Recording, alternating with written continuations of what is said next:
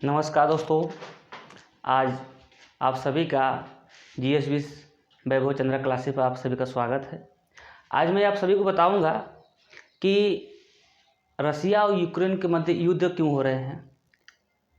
पूरी विस्तृत से बताऊंगा कि इसकी शुरुआत कहां से होती है और ये युद्ध कब तक होगा, इसके विषय में भी बता सकता हूं। आप लोग समझने की कोशिश कीजिएगा कि विश्व में शांति स्थापित करने के लिए एक संघ का निर्माण किया गया था। इसकी शुरुआत होती है प्रथम विश्व युद्ध से। प्रथम विश्व युद्ध क्यों हुआ था इसके विषय में यहाँ से वीडियो काफ़ी लंबा जा सकता है, लेकिन आप लोग पूरी इस वीडियो को अंत तक देखिएगा। आप सभी को हर एक चीज़ आपको समझ में आ जाएगा कि ये युद्ध क्यों हो रहा है और युद्ध होने का परिणाम भी क्या आएगा।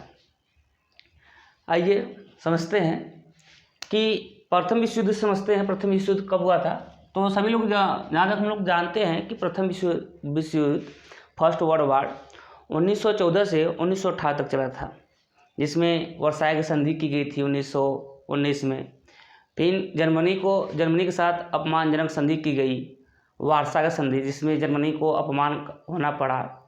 और प्रथम विश्व युद्ध में जितने भी जनधन की हानि हुई थी उसका भी संपूर्ण उत्तरदायित्व जर्मनी के ऊपर लाद दिया गया, बोझ हो गया जर्मनी के ऊपर। तो उसको एक अपमान की घूंट पीनी पड़ी थी।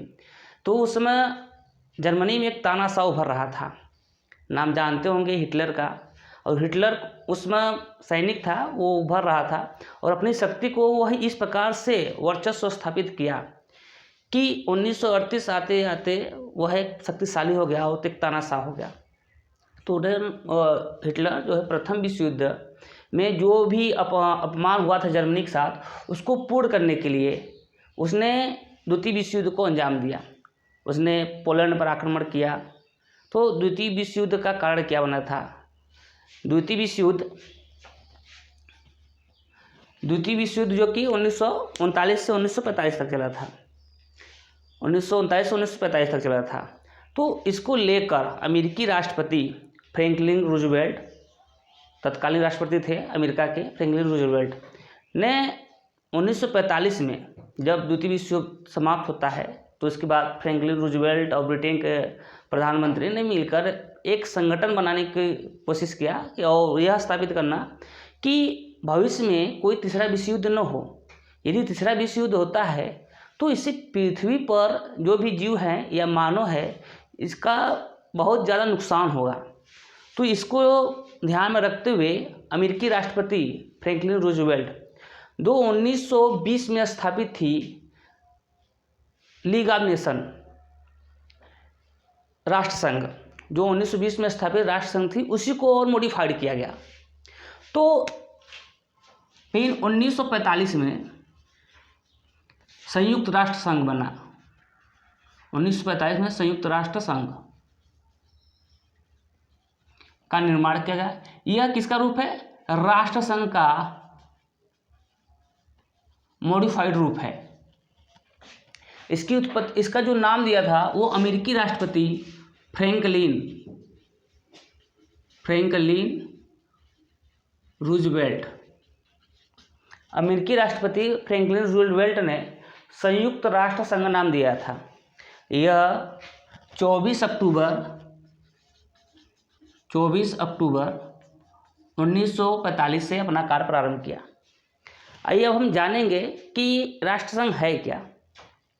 तो राष्ट्र में एक बॉडी है, शरीर है, जिसके 6 अंग होते हैं। संयुक्त राष्ट्र संघ के 6 अंग हैं।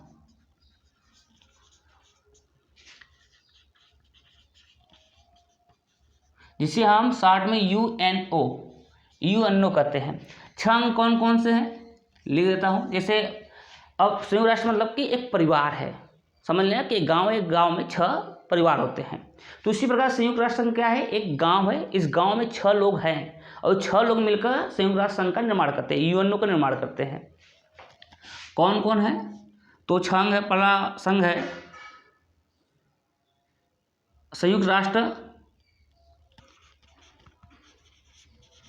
संयुक्त राष्ट्र महासभा, जिसे हम लोग कहते हैं UNGA, United nation general assembly, संयुक्त राष्ट्र महासभा। सेकेंड होता है सुरक्षा परिषद, जिसे हम लोग शॉर्ट में कहते हैं UNSC, United nation security council. इसके बाद होता है सचिवालय, जिसे हम लोग कहते हैं इंग्लिश में सेक्रेटेरिएट, सेक्रेटेरिएट। इसके बाद चौथा होता है आर्थिक और सामाजिक परिषद, आर्थिक और सामाजिक परिषद, सामाजिक परिषद। और पांचवा होता है ट्रस्टीशिप काउंसिल, न्यायिक परिषद, न्यायिक परिषद। इंग्लिश में इसको कहते हैं trusteeship, trusteeship council, trusteeship council. और अंत में एक होता है अंतर्राष्ट्रीय न्यायालय, अंतर्राष्ट्रीय न्यायालय। अब आप लोग समझिएगा कि ये 6 जो बॉडी है इनसे मिलकर बनता है संयुक्त राष्ट्र संघ। कब बनता है? 24 अक्टूबर 1945 को। इसका इन सब का उद्देश्य क्या था? संयुक्त राष्ट्र संघ का जो प्रथम विश्व युद्ध हुआ था और द्वितीय विश्व युद्ध हुआ था, तो उसको लेकर कोई विश्व में भविष्य में कोई तीसरा विश्व युद्ध न हो, इसको ध्यान में रखते हुए लीग ऑफ नेशंस जो कि असफल हो गया था, तो इसी को मॉडिफाइड किया गया, उसका नाम दिया गया संयुक्त राष्ट्र संघ। और वर्तमान में ये भी नज़र आ रहा है कि जो संयुक्त राष्ट्र संघ है ये भी असफल होते हुए नज़र आ रहा है। संयुक्त राष्ट्र संघ जो है ये भी असफल होते हुए नज़र आ रहा है। अब वर्तमान में भविष्य में क्या होगा क्या नहीं होगा ये तो भविष्य ही बताएगा। आइए हम लोग देखते हैं कि इन सब जो बॉडी है संयुक्त राष्ट्र संघ के जो भी स्ट्रक्चर है इनका कार्य क्या होता है। तो पहला हम लोग देखते हैं कार्य देखेंगे और उसकी स्थापना कहाँ कब होती है, उसका मुख्यालय कहाँ है। तो पहला आते हैं संयुक्त राष्ट्र संघ महासभा। ये महासभा क्यों कहते हैं? तो संयुक्त राष्ट्र संघ में टोटल 193 देश हैं, टोटल 193 कंट्री है। और सबसे नया कंट्री जो है वो दक्षिणी सूडान है। 193वां जो कंट्री है दक्षिणी सूडान, दक्षिणी सूडान है। 193वां कंट्री जो है दक्षिणी सूडान है। तो 193 जो संयुक्त राष्ट्र संघ के 193 सदस्य हैं वो सभी सदस्य महासभा के भी सदस्य होते हैं।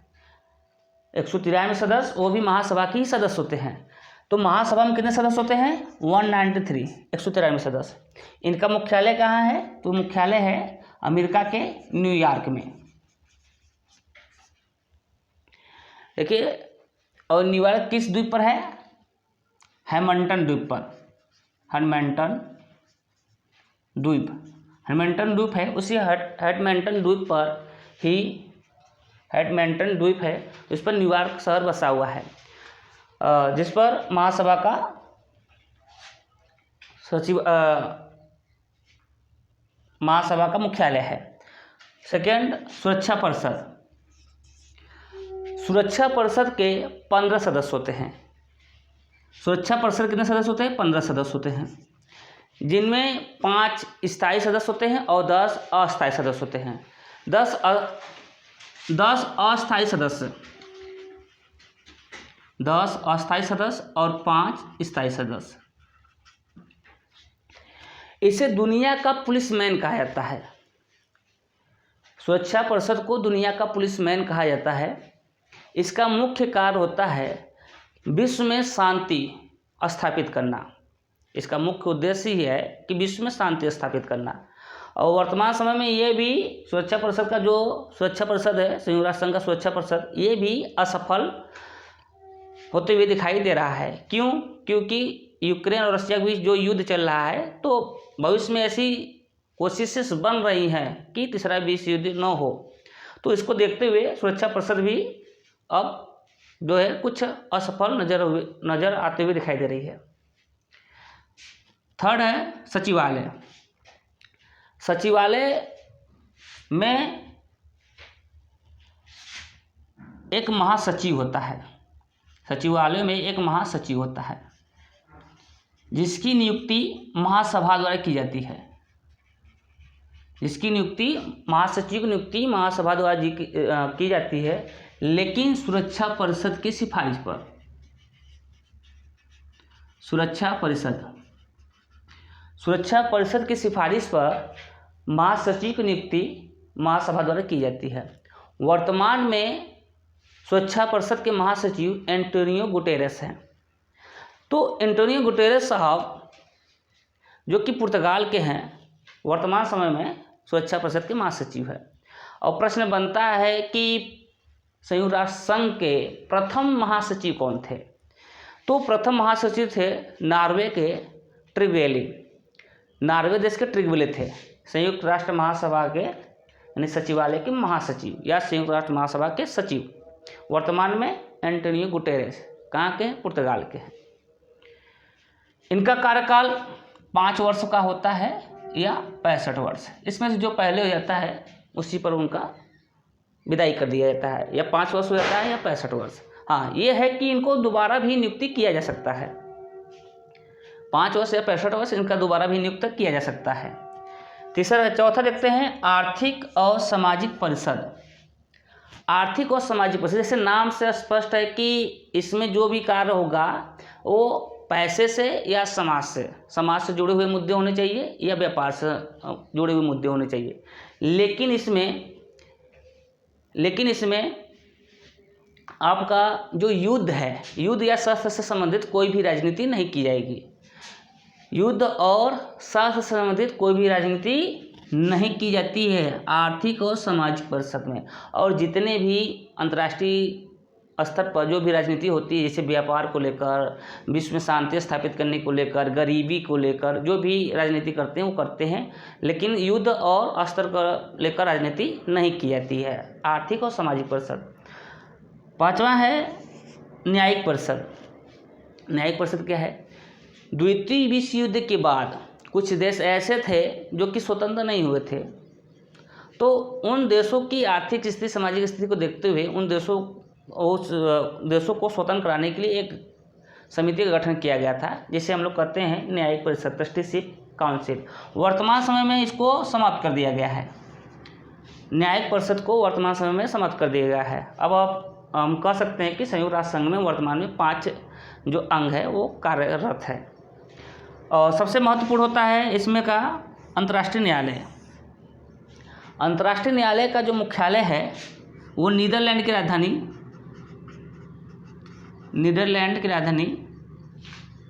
एम्स्टर्डम में है। नीदरलैंड की राजधानी द हेग में है। द हेग अंतर्राष्ट्रीय न्यायालय की राजधानी द हेग, जो कि नीदरलैंड की राजधानी है। नीदरलैंड की राजधानी द हेग। तो द हेग में अंतर्राष्ट्रीय न्यायालय का मुख्यालय है। अब इसमें कितने सदस्य होते हैं? अंतर्राष्ट्रीय न्यायालय में 15 सदस्य होते हैं। अंतर्राष्ट्रीय न्यायालय में 15 सदस्य होते हैं जिनका कार्यकाल 9 वर्ष का होता है। इनकी नियुक्ति भी महासभा द्वारा की जाती है। इनकी नियुक्ति किसके द्वारा की जाती है? महासभा द्वारा। इनकी नियुक्ति भी महासभा द्वारा की जाती है। किसकी सिफारिश पर? तो सुरक्षा परिषद की सिफारिश पर। सुरक्षा परिषद की सिफारिश पर महासभा द्वारा अंतर्राष्ट्रीय न्यायालय के सदस्यों की नियुक्ति की जाती है। तो ये है अंतर्राष्ट्रीय न्यायालय का एक बॉडी स्ट्रक्चर्स।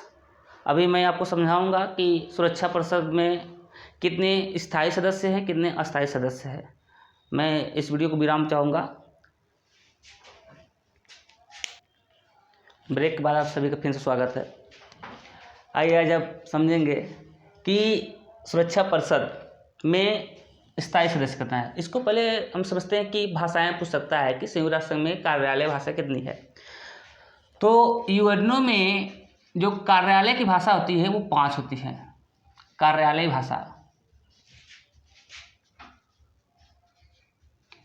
भाषा कितनी होती है? तो 5 भाषाएं। कौन कौन है? इंग्लिश है, अरबी है, फ्रेंच है, फ्रेंच है, रसियन है और चीनी या मंदारी भाषा। सॉरी, यहाँ पर रसियन के स्थान पर अरबी भाषा। ठीक, इंग्लिश, अरबी, फ्रेंच, चीनी और रसियन। ठीक है, ये 5 जो भाषाएं हैं ये कार्यालय भाषा है। लेकिन इसका जो कार्यकारी भाषा है, कार्यकारी भाषा वो 2 है, एक इंग्लिश और एक फ्रेंच। इंग्लिश और एक फ्रेंच, ये कार्यकारी। दोनों में अंतर क्या है? कार्यालय भाषा मतलब कि कार्य, जो यूनाइटेड नेशन का जो कार्यालय है उनमें इन 5 भाषाओं को मान्यता दी गई है। लेकिन जैसे आप कोई कार्य करेंगे, यदि अंतर्राष्ट्रीय लेवल पर कोई कार्य किया जाता है तो वो 2 ही भाषाओं को मान्यता दी गई है, या तो इंग्लिश में रहेगा या फिर फ्रेंच भाषा में रहेगा। यही 2 भाषाओं में वो कार्य कर सकते हैं। अब आपको बताते हैं हम सुरक्षा परिषद। संयुक्त राष्ट्र संघ का सबसे मुख्य भाग या मुख्य अंग सुरक्षा परिषद होता है। इसमें 2 प्रकार के सदस्य होते हैं, एक अस्थायी होते हैं और एक स्थायी होते हैं। अब इसी से आपको समझ में आएगा कि द्वितीय विश्व युद्ध क्यों समाप्त हुआ और उसके बाद क्या होता है। आइए, अस्थायी सदस्य जो होते हैं 10 होते हैं, जिनका कार्यकाल 2 वर्ष का होता है। 10 होते हैं जिनका कार्यकाल 2 वर्षों का होता है, और प्रत्येक 2 वर्ष पर, प्रत्येक वर्ष इसके जितने भी सदस्य होते हैं वो अपनी सेवा को समाप्त करते हैं, फिर 2 वर्ष के लिए इनको चुना जाता है। स्थायी सदस्य ये 5 होते हैं, इनकी संख्या 5 होती है। कौन कौन है नोट करना, ये पूछा जाता है कि स्थायी सदस्य कौन कौन है, उनका नाम क्या होता है। तो अस्थायी सदस्यों की संख्या जो होती है 5 होती है। ये 5 देश कौन कौन है? अमेरिका है, ब्रिटेन है, फ्रांस है, रसिया है, जिसे हम 1990 से पहले USSR कहते थे, और एक चीन है, जिसे हम लोग कहते हैं ड्रैगन, जायंट ड्रैगन। तो ये 5 देश जो है ये अस्थायी देश है। इनके पास एक शक्ति है, जैसे हम लोग कहते हैं ब्रह्मास्त्र है, यानी कभी चुकता नहीं है। इन्हीं के पास ये शक्ति है, जिसे हम लोग कहते हैं वीटो। इसको हम लोग कहते हैं वीटो। वीटो का अर्थ होता है निषेधात्मक।